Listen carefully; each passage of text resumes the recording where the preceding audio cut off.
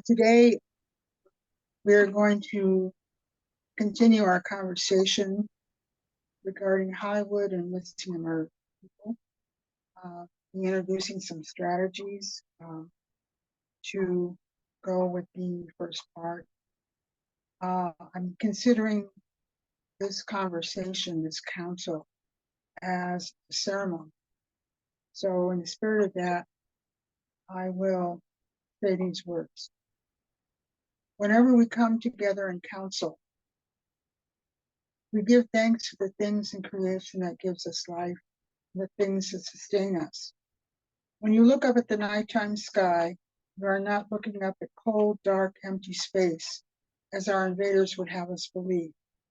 Instead, we are looking into the great spiral of creation, the living, breathing, vibrant body of Sky Woman herself, the Great Mother. For it is she that gives us spirit. From there, we give thanks to the beating heart of our grandmother Moon, for she who controls the lifeblood in all things, for she gives us blood. We then give thanks to our Mother Earth, from where we all come from. No matter what language we speak, where we have come out of our mother, or what we think divides us, we are all family to one another, where she gives us body. We then give thanks to all women, who holds the sacred title of life-giver. We give thanks to the newest baby girl, to the oldest grandmother, for in this life they give us purpose and direction. We give thanks to the life force in all living things, not just in humans, but in all strains of life, those that crawl, swim above and below our mother, the energy that flows through. From there, we give thanks to all the waters, since we are made up of 100% water. We are medicine to our mother, our father, our children, and they are medicine to us. We keep this in mind every day. We put our medicine out in a good way. We are mindful of this, so our medicine doesn't get misused. We call on our ancestors and ask them to restore life givers to their natural seat of authority, every wampum law, so they can manage once again our nations in peace, power, and righteousness, thereby restoring the balanced mind to the good mind. I'll now introduce myself traditionally. My name is Susan Reece-Meshekey. I am the daughter of Lillian, who carries the clan Meshekey and the family name Meshekey. I am the granddaughter of Helen Samuels and the great-granddaughter of Mary Petoskey, all the way to Sky Woman, our great mother.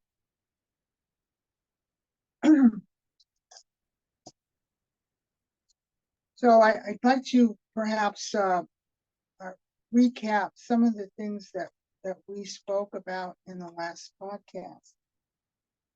We left off on discussing the passing of Mr. Goods Plenty, or Brings Plenty, excuse me. As of late, we were told that the death certificate is not going to be released. However, there's no explanation as to why. There's 2 or 3 sites on Facebook that's posting a lot of supposition, and that's only that's only some people's fault. Unfortunately, there hasn't been any kind of a formal statement from the Brings Plenty family to let people know what their parameters are. And there are opinions expressed by those who claim to know the family in telling everyone what those restrictions are. But there's no formal statement from the family themselves. So this lays open, this lays pipeline to a lot of second guessing, and now there's another post out there that talks about a woman who is claimed to have been involved with him right before he got missing. Well, her name has not been revealed. We don't know who that person is. But there are claims of abuse. And I think in order for, in fact, I do more than think I know, that in order to get things cleared up, there's got to be a statement from the family. There's got to be a statement talking about why the death certificate is not being released. There's got to be some basic questions answered. And because there isn't anything, it's a runaway train. So with Cole's passing, and I don't want to say murder, but we all pretty much know that he was. However, that's not a fact yet, at least not open to the public's knowledge. But as these things go, that's what it looks like. Also, there's been no discussion on what happened to his sister. Now, she became missing, and I think she was declared murdered. But there hasn't been any kind of word on in any investigation, any coroner's report, or anything like that. That really feeds into the whole situation whereby other young people are being kidnapped, murdered, and missing. Just this past week, I don't have his name, is a young man around the age of Cole from Cheyenne River, same reservation, who has been missing since April 24th. Now, we don't know a whole lot about that case either. So these things keep going, keep happening. And whether you've got some celebrity, a lot of celebrity, or no celebrity at all, it always ends up the same place. The only ones that can make a difference is us. Not just the family members, but all of us out here in Indian country. We need to start looking at taking responsibility for what's been happening to our young people. And as I said in the last podcast, elders are not taking care of business. I include myself in that mix, even though I try my best to talk publicly about these things. I'm only one person, and I don't have a lot of resources to get the word out. But there are excuses that are given by other elders. I don't have time. I want to spend time with grandchildren. I don't have the energy. I don't know how. I mean, there's a whole litany of excuses that come out from our elders that really escape from our responsibility as an elder. We have to start taking our responsibilities a whole lot more seriously. We all know that in most of our communities, when you become an elder, you've got far more responsibilities as a Native person than you did when you were younger. We all know this.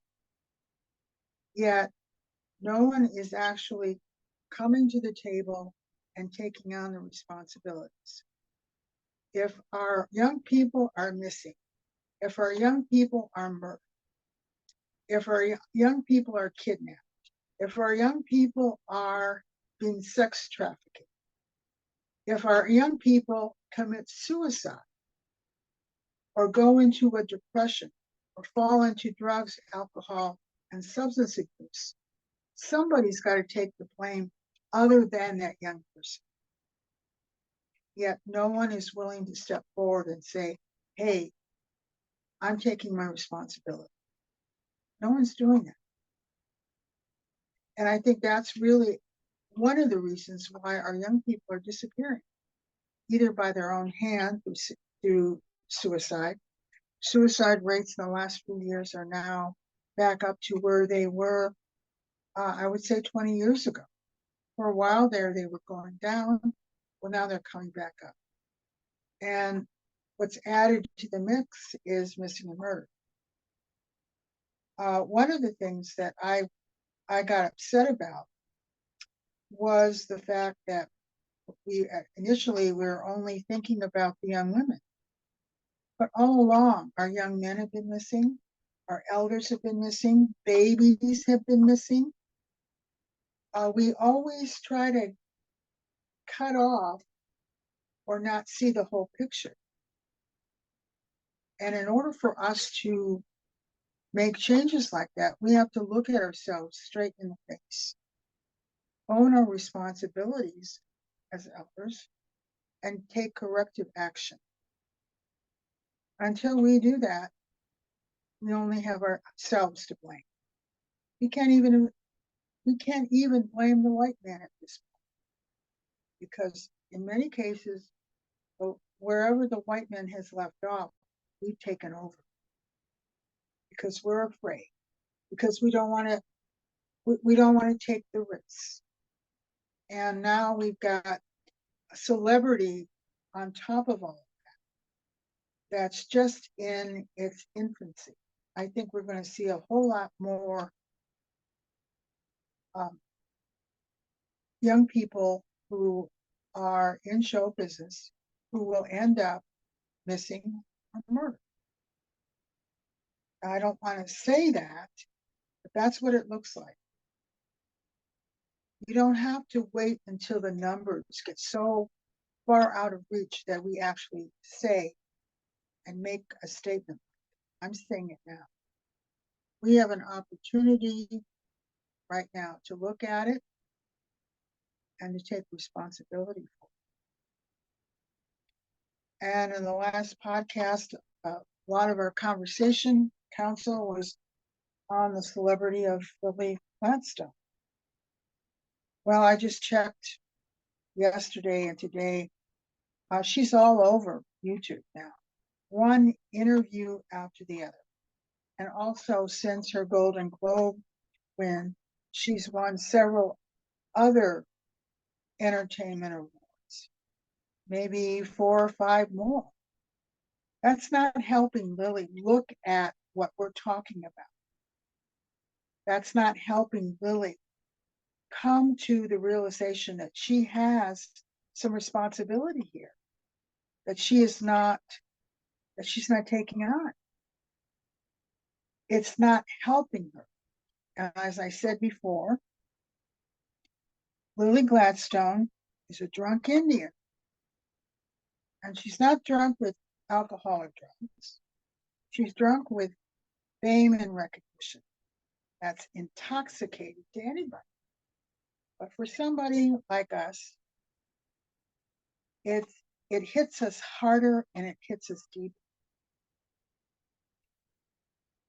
And what this discussion here very well may help save her life in many different ways we don't even expect. So far, she hasn't talked about coal. Why not?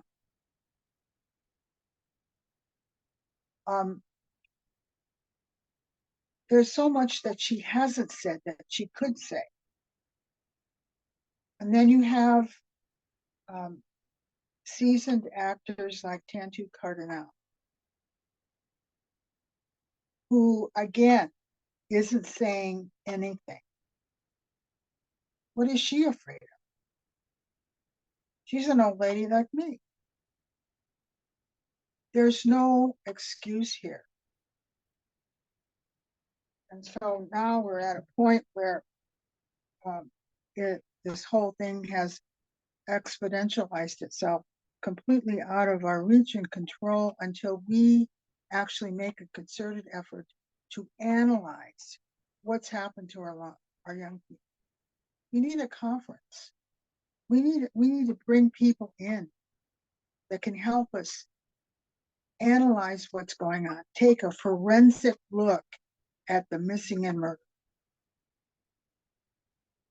And until we do that, these things will continue to grow and go on and take on different, morph into different areas that we never expected.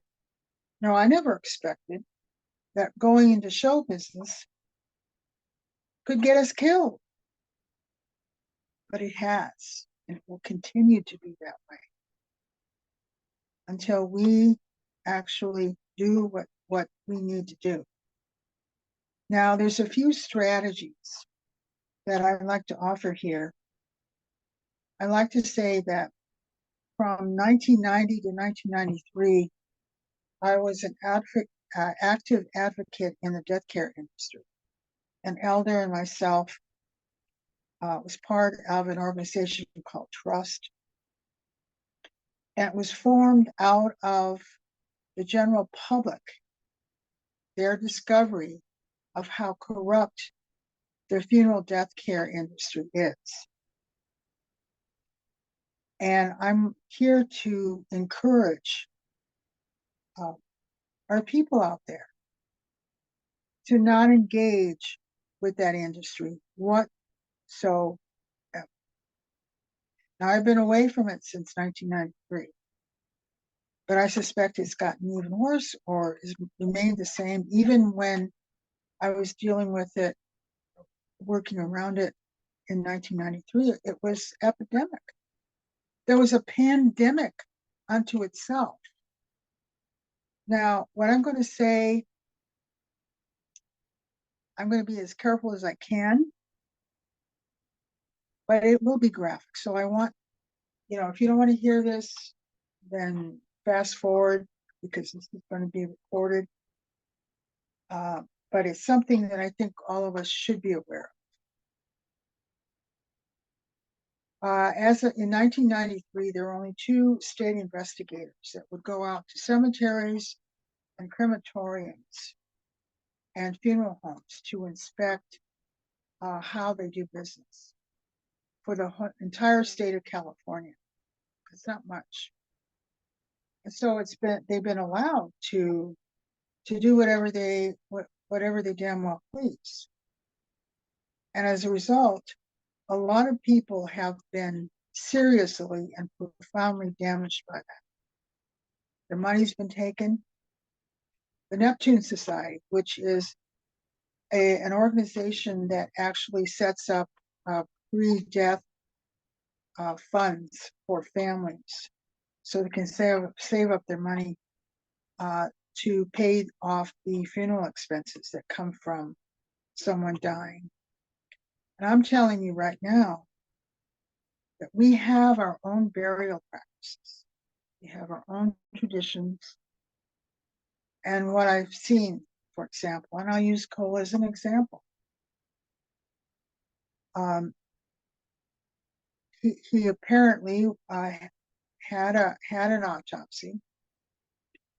Now, what happens with an autopsy is your innards are taken out. They're taken out, they're weighed, they're examined, and they're not put back in the body. So what happens to that? What happens to your look? That's only part of it. So when you take a body from the coroner's office, call a funeral home, body's taken away, and then the funeral director embalms the body, takes out more of the innards, and fills the body with poison to poison our mother. Because even with a casket and, for example, even if you bury your loved one in the ground, there is a barrier that is built around the casket, but eventually that deteriorates, and the body ends up poisoning our mother. instead of actually being fed to her. We want to go back to her mother. We want to feed her. It's the source of our traditional burial practices. It helps in our healing, where we're not hanging on to our loved one for 30, 40 years, maybe even beyond that. Or we don't commit suicide because we've lost the one that we love. Our burial practices are designed to know how to say goodbye to the ones that we love. And it's for our benefit. It's for the benefit of those who are coming. And most, if not all, our traditions say that we must be buried whole. Well, with everything that's going on, the chances of us being buried whole is slim to none, unless we take charge. Now, as I mentioned before, with my father's people, the body has to be buried the same day before the sun goes down. And mourning is only for a limited amount of time. There's ceremony, there's prayer to help facilitate that. But if we don't give ourselves a chance to experience that, to use it, to practice it, we actually hurt ourselves. So with Cole, there was an autopsy, obviously, although the autopsy report hasn't been made public. And of course, his innards were taken out, and then was sent to a funeral home. And again, his innards were taken out. Chances are that whatever was done at the autopsy wasn't returned to the body. I mean, I can almost guarantee that. Okay. And why? What for? And not only that, on legacy.com, which is a site where you can go and find out who has passed on, there's a place for the name of the funeral director or the cemetery where they've serviced the family. And what's that all about? There's been complaints about people trying to exploit Cole Bringsplint and his celebrity. Why don't you go after the funeral home? All you have to do is go on to legacy.com. It's listed right there. And you can bet your bottom dollar that they're there to make money because of Cole's celebrity. They're using a dead body for that. They're using us for that. People, when I was part of the organization, people would come to us crying, "Where's my grandmother? Where's my father? I don't know where they are." Because the death care industry, especially with brown burials, they'll stack the caskets on top of one. They'll do double or triple dipping. In a crematorium, they mutilate the body. For example, if you got any gold fillings, they will mutilate the jaw and extract the gold. There has been reports where the investigators come in with wine barrels full of gold from dead bodies. The crematoriums will stack bodies in there like core wood. You may think you're getting your loved one's body, but you're getting Mr. and Mrs. Jones down the street as well. What they do to babies,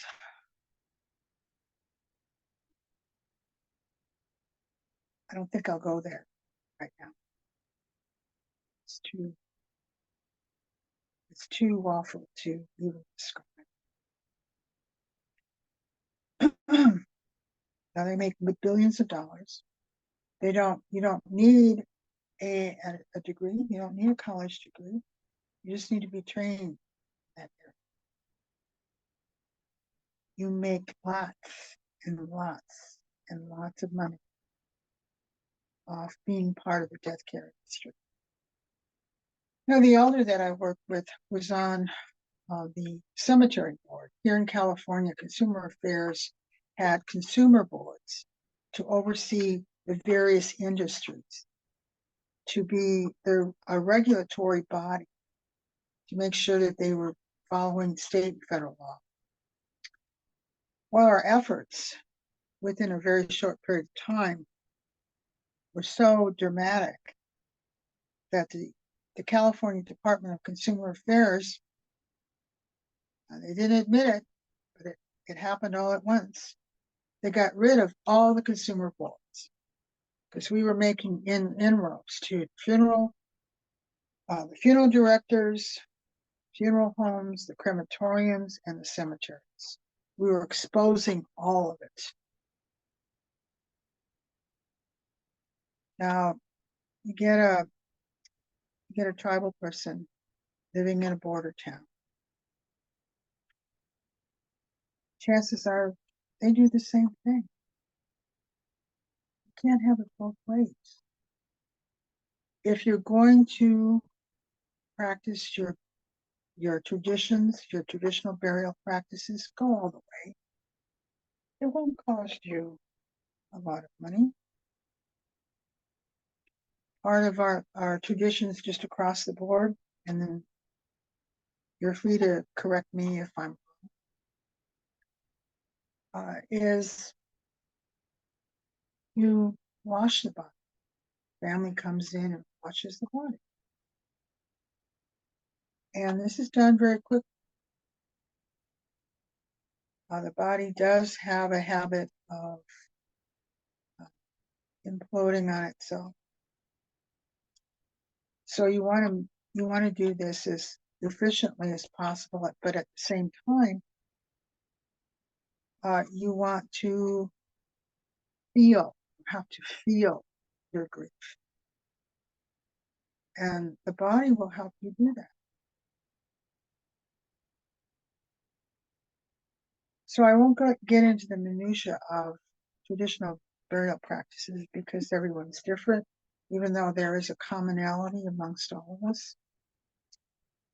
The only thing I'm going to be very strong about is not mix up the two. You can't have it both ways. Oh, my relative can't come until Friday. Here it's Monday. No. I would say not keep the body any more than 48 hours. With that. Our traditions here in California, my understanding, I'm not from California. I'm not part of the people here, but I've been around the people here long enough to know some of their traditions. They will stay up that night with the body, and they will sing songs, and they will do what's called wailing. Most of the people here don't do that anymore. They don't wash the body. They don't wail. They don't stay with the body overnight. And burial practices here is where the body is actually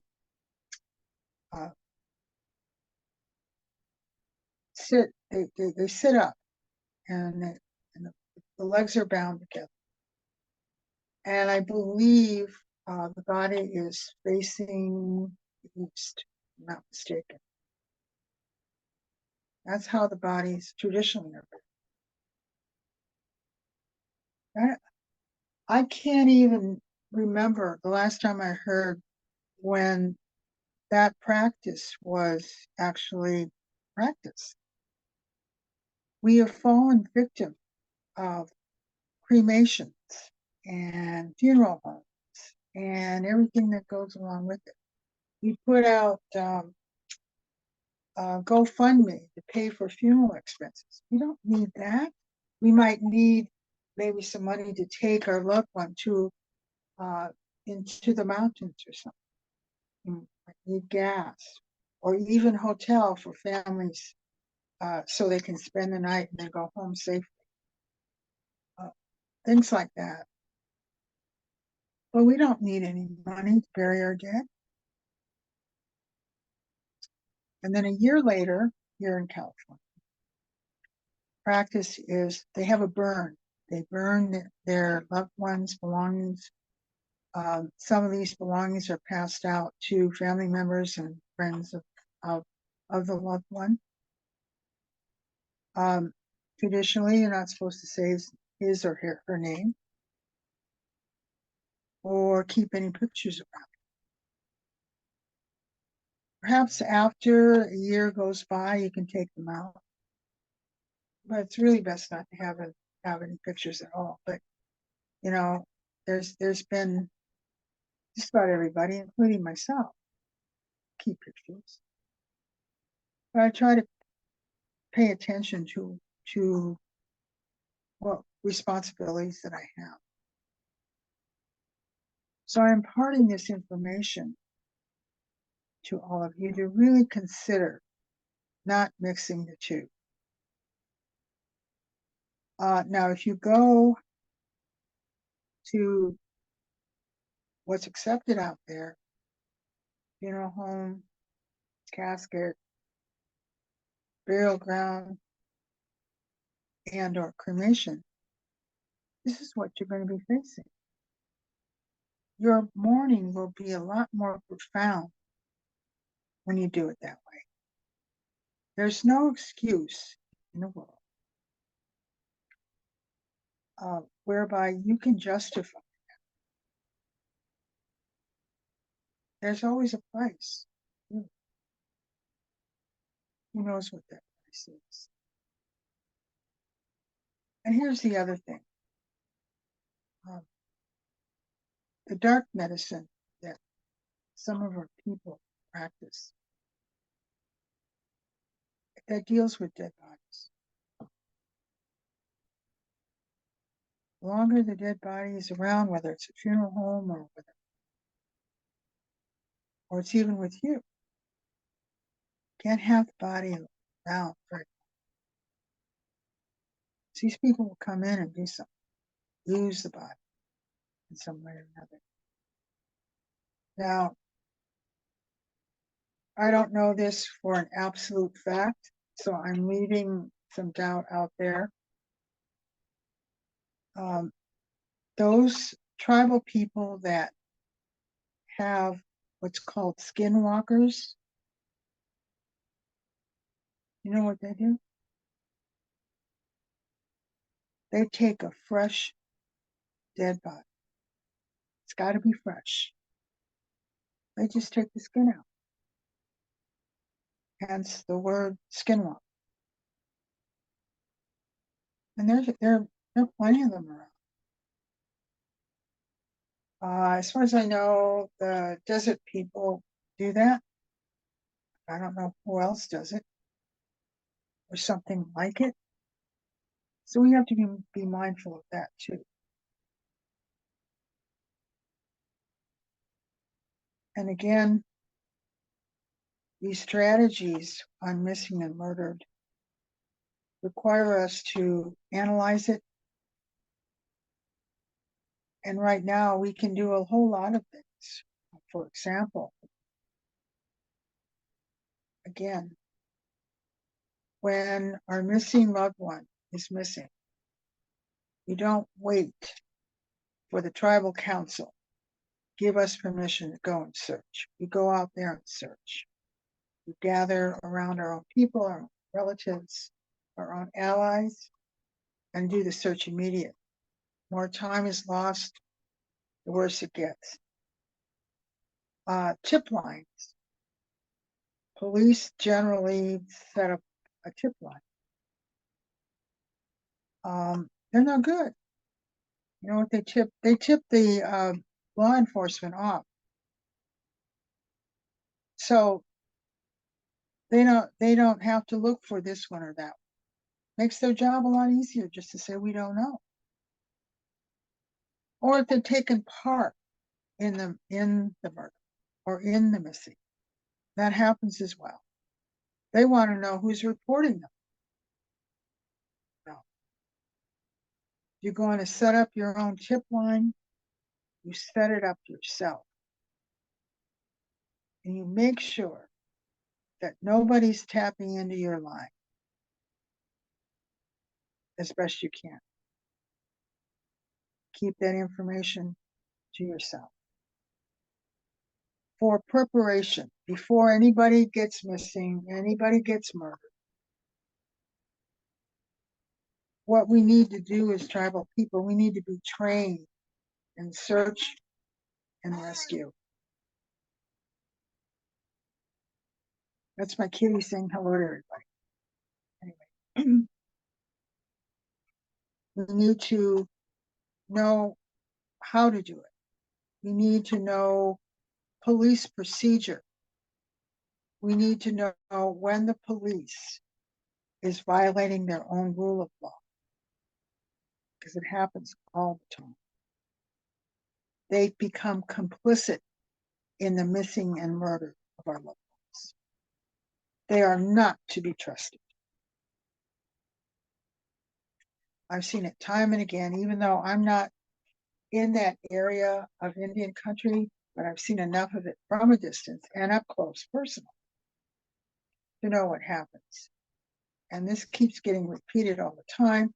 I know Vandy mentioned last time that when there's a search, the search party will, professional or not, will go over an area, deem that the body isn't there, go over the area again and find the body. Now, who does that? Who does that? And as far as the police is concerned, they don't want to help us. They don't want to be held accountable or complicit in murder. And those police agencies that have done this, that either don't fulfill their obligations as a law enforcement officer, you have to make them accountable. And you can make them accountable, at least initially, through a complaint lodged with your various state attorney general. You have to monitor that too. You also have to file your complaint with any local government that oversees the police department. Everyone that is responsible. The criminal justice system. One case a few years ago, eyewitnesses to a kidnapping. Everyone knew who this person was, lived on the res. Instead of being charged with first-degree murder and kidnapping, he was charged with gun possession. He finally did go to jail for gun possession when he was put on probation once more. And now he's running around the res. Now what's that all about?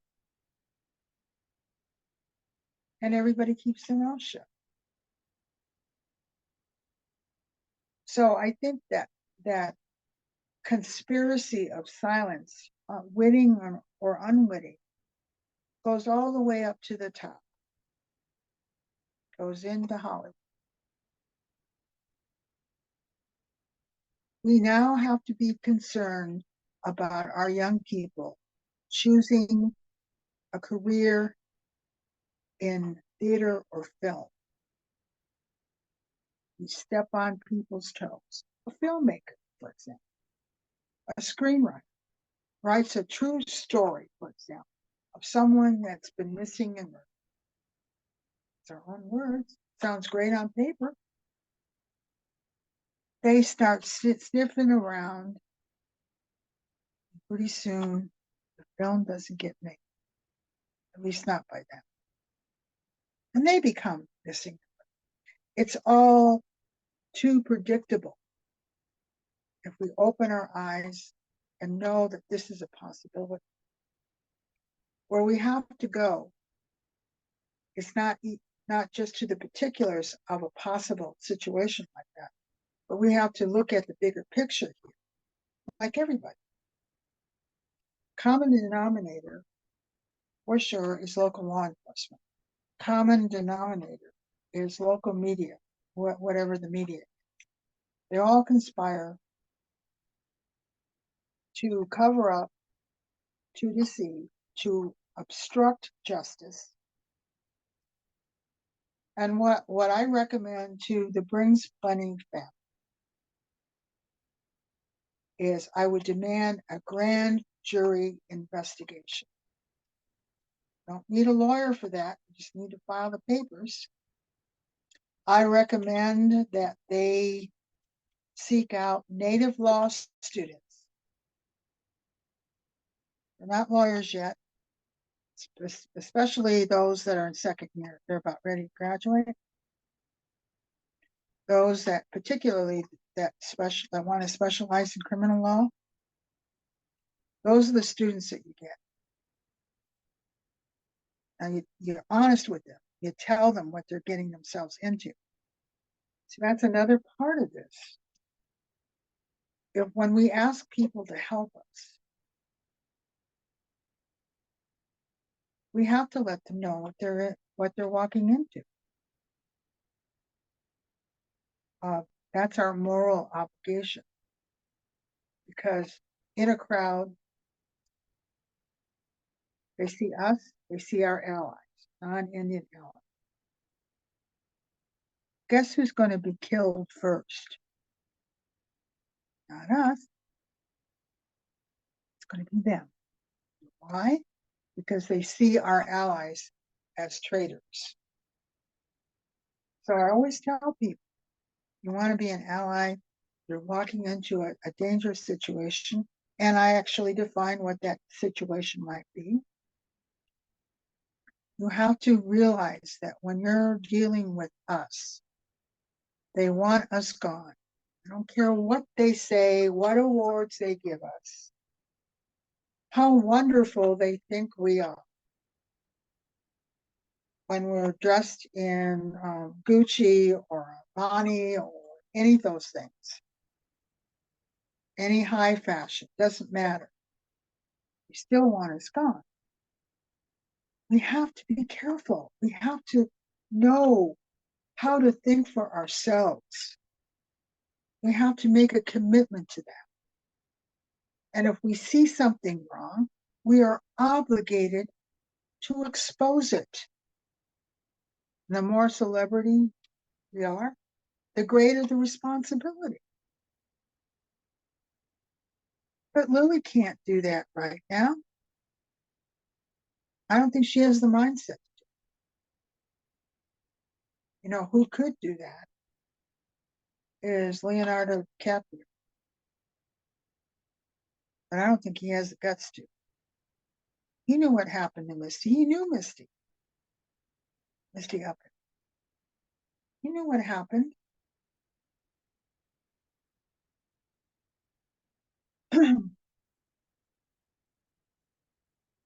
So these are the things that we really need to start looking at, taking greater responsibility. We already know, all of us do, that when we deal with Native issues in any field, we're taking a risk. And in some areas, there are greater risks than others.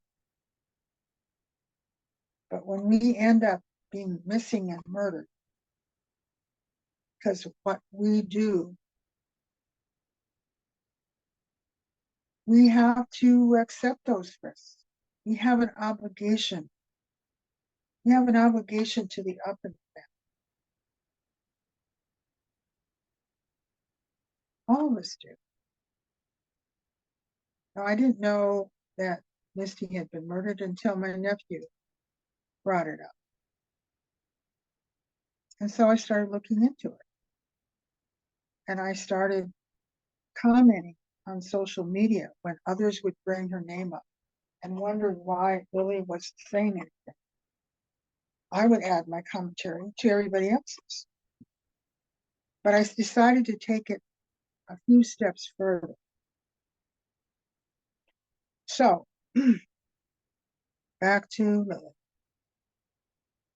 Next week, on the May 11th, she's getting an honorary doctoral degree from the University of Montana.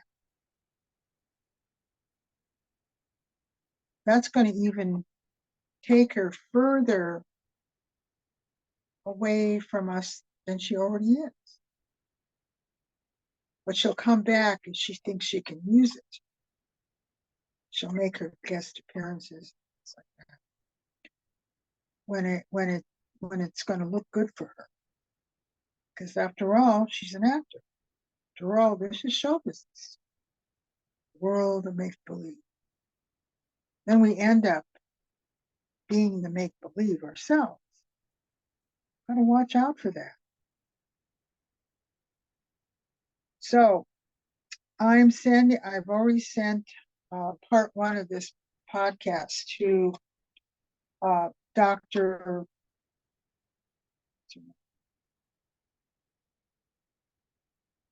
Bernadette Sweeny. She's head of the theater and dance department at the University of Montana. I have her information. I'll post that with the ending of this podcast. Now, the University of Montana is really exploiting the fact that Lily won the Golden Globe and she was up for the Oscar. Okay, they're actually bankrupt. They're commodifying her now. She doesn't even realize that. She's for sale. She doesn't even know it. So everything that was said in this last podcast and this one here, I'm sending this to Dr. Sweeny. Now, Dr. Sweeny is also bankrolling her because she's allowing her name to be advertised on the University of Montana as being the mentor, the academic mentor for Lily Gladstone while she was at the University of Montana.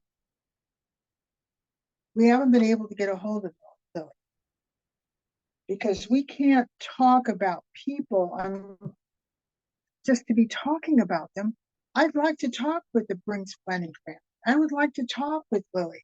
I would like to talk with Carol Murray, who is also going to be getting her honorary doctoral on Saturday as well.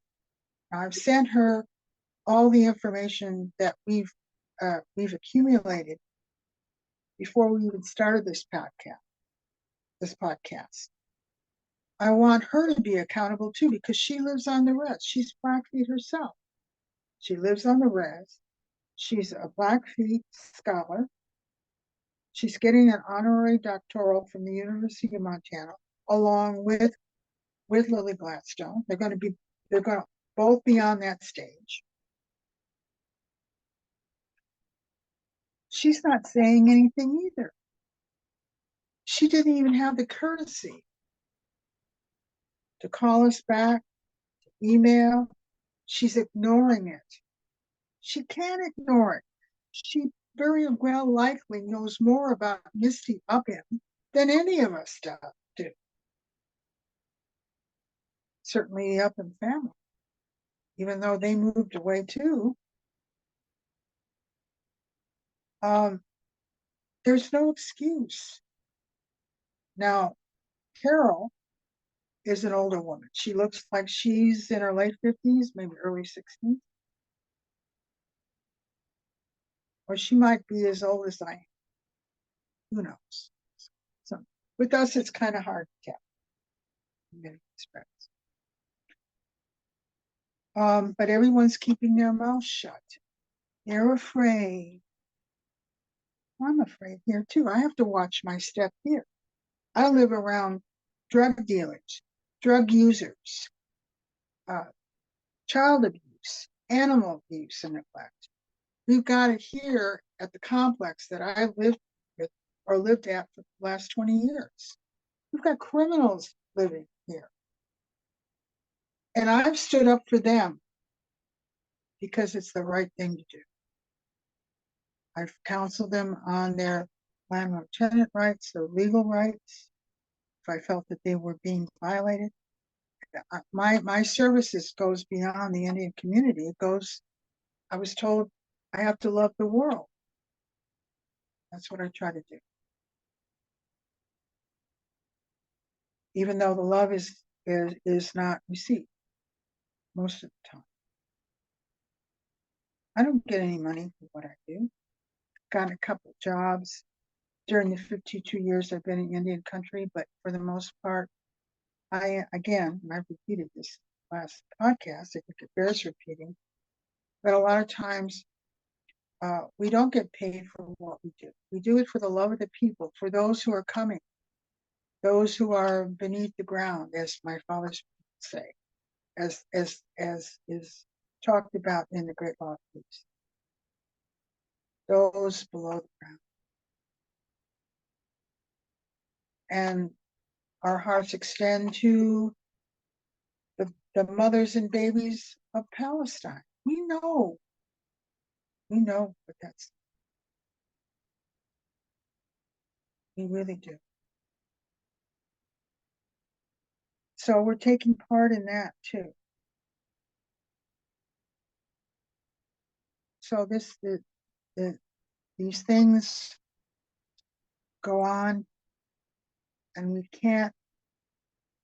cannot be silent anymore. They say that courage is not the absence of fear. It's taking action in the face of it. Actually, those aren't my words. Those are words from a TV movie that I saw a million years ago.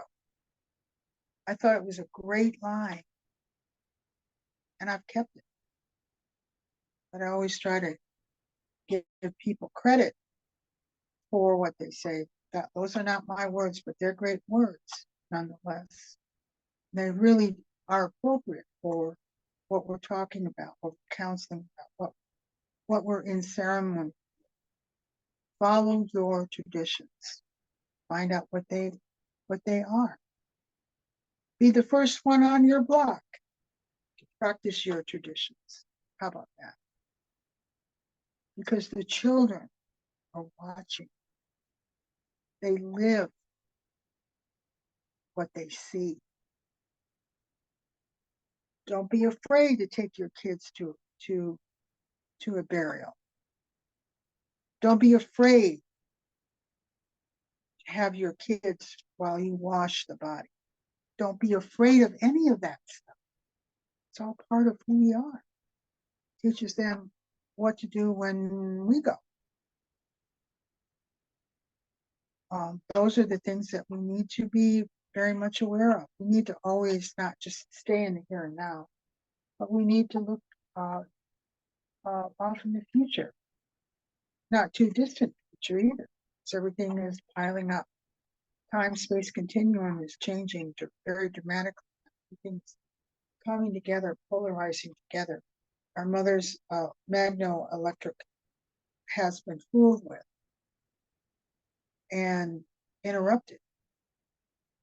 And this algorithm that we're on right now, change it. Artificial intelligence don't have anything to do with it. It's like a funeral home or a crematorium. It's not our friend. Their artificial intelligence is specifically to get everybody going, not just us anymore. So I really encourage people to start looking at these things. Check these things out for yourself. And if I made a mistake, bring it to my attention. We'll have another podcast. You can come on. We can talk about it. Those are the things that we really need to be exposed. When it comes to being who we are as First People, guess what?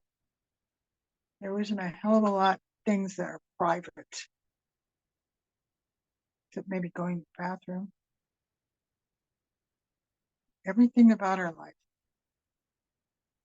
is for everybody to see.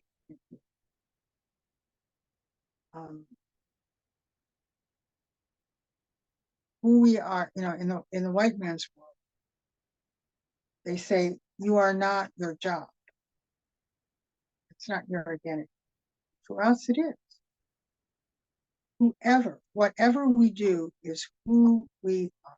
We can't separate the two, even though we'd like to. Oh, it's your personal life. We don't have one. In other words, if we're an SOB in the house where we go to every night, we're an SOB at the job. There's no division here. And we do have an obligation to speak up, tell the truth. Of course, like I said before, bears repeating, they're not listening to you. You speak the truth until somebody listens. You don't give up on that. And you take the risks because the risks are there anyway. They're there anyway. They're gonna kill us anyway. So if you really take a look at the bigger picture here, you're not going to that's not going to stop you. Now I have a moral thing going on here too, and I want to use myself as an example.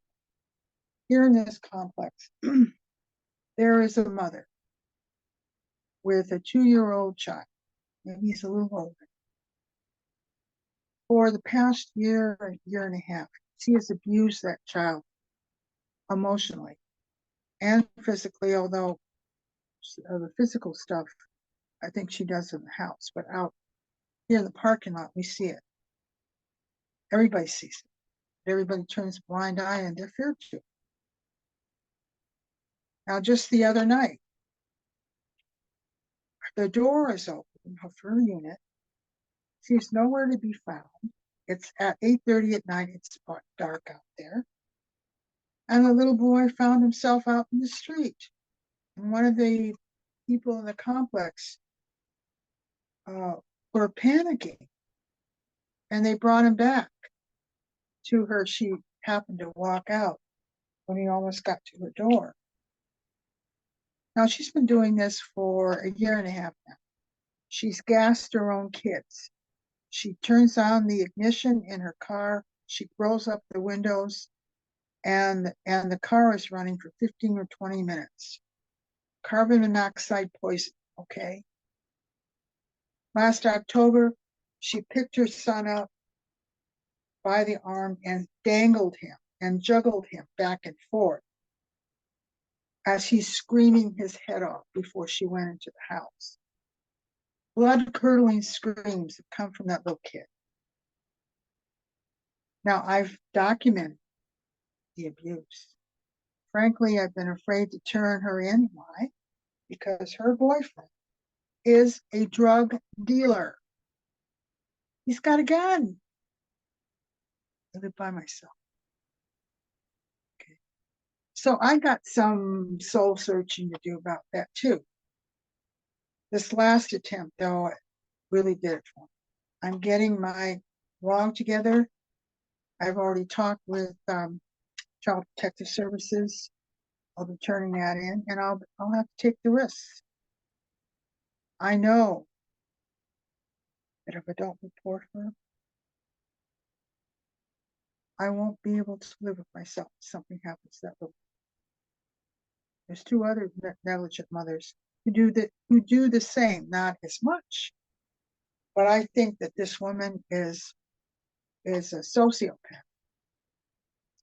I don't think she is mentally competent, and I think she wants her kid dead. She wants to blame somebody else or something else. She doesn't have the guts to say, I don't want him. I'm convinced of that now. She's teaching her 7-year-old how to start the car. Are you kidding me? With the little boy strapped in the back seat. I mean, and there are other things, I'm not going to belabor this, but this is an example of what I have to do. But I mean, I have a moral choice here. I can't wait very much longer on this, because it's not if it's going to happen, it's when. And that's outside the Indian community. I'm the only Indian in this conference. Okay. But my reputation is that I'm a strict shooter, and that I care about everybody here. I really do. I have my own moral struggles to deal with as well. So I'm like everybody else in that regard. I got some soul searching to do for myself too. So again, we need to take a look at this in a very close way. We need forensic examination of the missing and murder. We need to look at this. And I'm going after Native media too, Native journalism. Pay attention to that. They're not doing the stories that they need to do. They're doing some of it. But Native News Online, where I gave the example, Mr. Rickard didn't ask certain questions about what happened to Cole. Like, he reported that no, there's no cause of death yet. There's no evidence of foul play. That violates police procedures. You've got to know that. If a police investigation is ongoing, the police department is not allowed to say anything about the investigation. And now we kind of sort of maybe assume that there's an investigation. Where? When? Who's doing it? There's nothing official out there that says any of that. We're making assumptions. Okay. So Lily now has an added obligation to talk about Cole, fellow actor, gone. And she just better wake up to save her own life. I have grave concerns about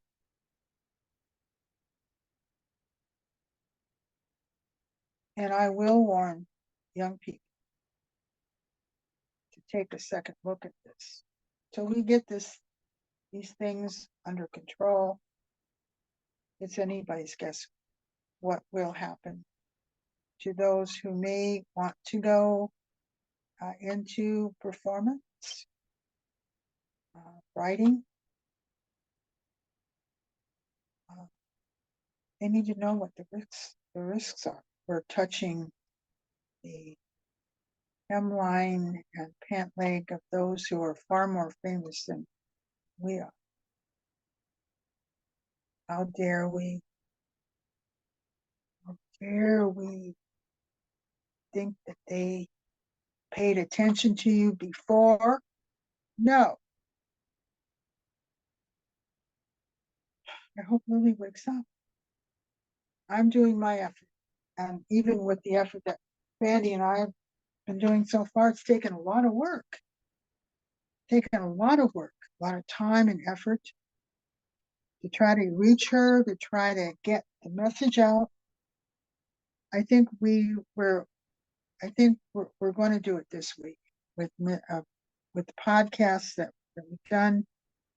And certainly I know that as actors, even though, as I said in my last podcast, when I was thinking of going into performance, got to know actors. Frankly, I don't like actors. I like the craft of acting, performing, love it, actually. I don't like people I'd be working around. Okay. So I'm hoping that we can make a difference. And all we can do is to plant the seed and help grow. So I'll leave it at that. Bandy, did you want to do a closing? Do you have any questions? Do you have any other additional comments to this council? Well, Lena, Auntie Susan, we always appreciate your sharing your wisdom and lived experience and getting us to think outside the box. That's so important. And this has been another episode of the ReMatriation Station. I don't think we have, I don't have any questions right now. I think you were very clear and comprehensive on things that a lot of us don't talk about that need to be talked about, like death practices and death and the harms of integrating tradition with practices that are rooted in exploitation and colonial violence, and how many layers of exploitation there are within colonial and capitalist culture that we don't even think about because they're normalized every single day. So I know I'm left with a lot to think about, and I hope our listeners are too. Again, the resources that Auntie Susan brought up will be available in the comments section or the description section of the YouTube video, and we'll get the audio uploaded to podcast. The other day, somebody did ask what the Rise and Love Foundation was. What do we do? So I'm going to make an effort to talk a little bit more about that on the show, since the ReMatriation Station is a resource of the Rise and Love Foundation. So we're not an actual foundation per se, where we have a bunch of money to give everybody. We create a foundation that others can rise in love off of. And we do that through internal resourcing. So the Rise and Love Foundation is committed to Indigenous liberation by creating safe spaces for healing and bringing back traditional lifeways. As we support all survivors, the primary purpose is to support Indigenous women and children through ReMatriation, the Indigenous women and woman identifying led restoration of balance to the world. So we want to give our thanks and gratitude to Auntie Susan for being a big part of that, and giving so much time and her energy to our mission. As she mentioned, we don't get paid. Rise and Love Foundation is totally volunteer run. We don't get a lot of funding. We're grassroots. We have a fiscal sponsor. So if you do decide to donate, all donations are tax deductible. Also want to give a special thank you and wopila to our sponsors of the ReMatriation Station, the Tatanka Wakaneja Oyate out of Cheyenne, Wyoming. That's the Buffalo Youth Society out of Cheyenne, Wyoming. They're doing a lot of great work. They provide fresh, healthy food to the students in their community, and they also do a winter coat and winter gear drive to make sure all the kids stay warm during the winter. So we appreciate them supporting our work, and if you have a chance, go over there and check out what they're doing for their community. And with that, I just want to close this council, this ceremony, with gratitude, and with the intention that these words echo out, and that all that need to hear them will hear them, that they're reach all those that they're supposed to reach, and that what was spoken in this special edition of the ReMatriation Station for the May 5th MMIP, MMIR Day, that these words will soothe our communities and the families that are suffering, and that the solutions offered will bring hope to others as we shift towards a better future through remembering our past. Is there anything else you wanted to add, Auntie Susan? No, not at this time. However, everyone that sees this, feel free to ask questions. I'm very good at responding to your inquiries. If I don't have the answer, I do my best to find it for you. I don't let those kinds of things go and say that I don't know and then just let it go. These things are very serious. They're life and death issues that we need to pay closer attention to, and that then the next person could be us. All my relations. It's gonna go off. Great peace. Wopila. Thank you. Until next time, stay tuned with the ReMatriation Station with more ways that we can shift into a better future that includes all of us through the practices of rematriation and reclaiming everything that is rightfully ours.